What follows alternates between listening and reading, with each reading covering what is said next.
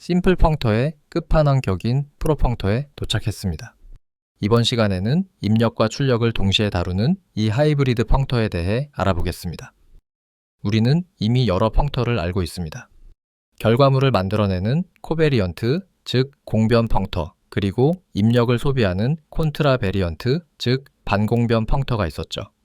프로펑터는 이 둘을 합친 입력과 출력을 모두 다루는 일반화된 개념입니다. 간단히 복습해보죠. 화면 왼쪽의 공변 펑터는 리스트 A나 maybe A처럼 결과물을 만들어내는 것들입니다. 그래서 fmap으로 결과값을 변환하죠. 반면 오른쪽의 반공변 펑터는 predicate A처럼 입력을 소비합니다. 따라서 콘트라맵으로 입력을 역방향으로 변환합니다. 그런데 가장 기본적인 함수 A에서 B로 가는 화살표를 한번 보시죠. 이 함수는 타입 A를 입력으로 소비하고 타입 B를 출력으로 생산합니다. 즉, 첫 번째 인자 A에 대해서는 반공변적이고 두 번째 인자 B에 대해서는 공변적입니다. 바로 이 하이브리드가 프로펑터입니다. 이게 왜 중요할까요? 데이터 변환 파이프라인을 구축하는 라이브러리를 만든다고 생각해 봅시다. 사과를 사과파이로 바꾸는 프로세스가 있습니다. 그런데 이 로직을 과일을 받아 음식을 만드는 더 일반적인 시스템에서 쓰고 싶습니다. 이때 입력과 출력을 모두 조정할 방법이 필요합니다. 먼저 화면의 첫 번째 항목을 보시죠. 입력단을 맞춰야 합니다.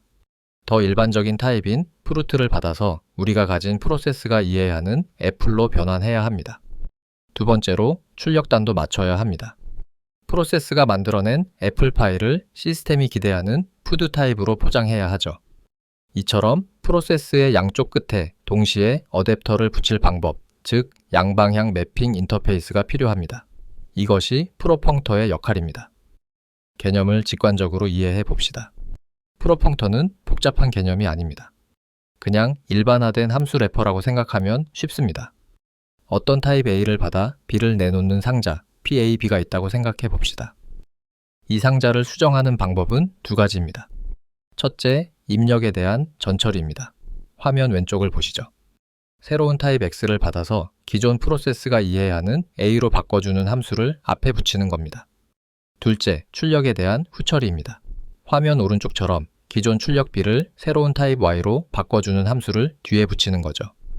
입력은 반공변 로직, 출력은 공변 로직을 따르기 때문에 프로펑터는 이 둘의 조합입니다. 이제 수학적 정의를 살펴볼 시간입니다.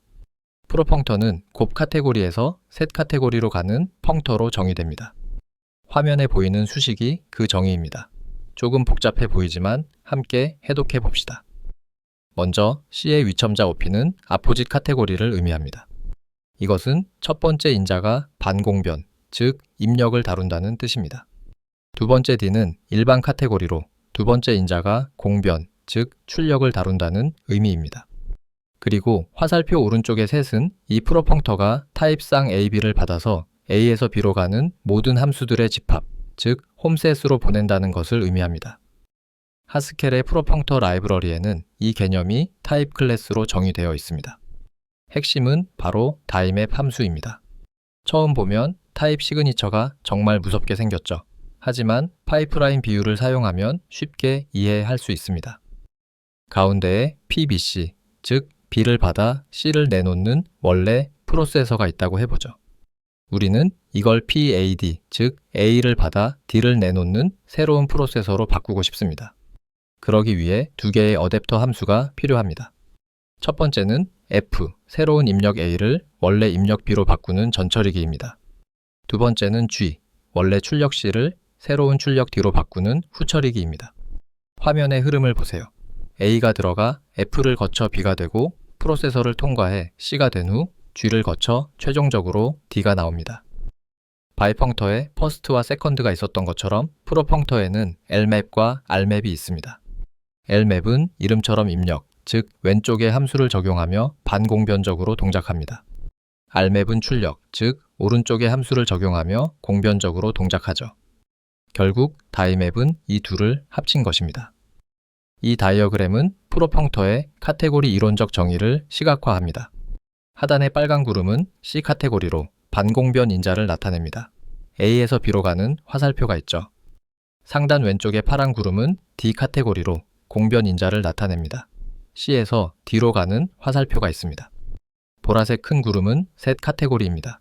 PBC와 PAD는 각각 홈셋을 나타냅니다. 프로펑터 P는 BC 쌍을 PBC로 AD 쌍을 PAD로 매핑합니다. 이것이 다이맵의 본질입니다.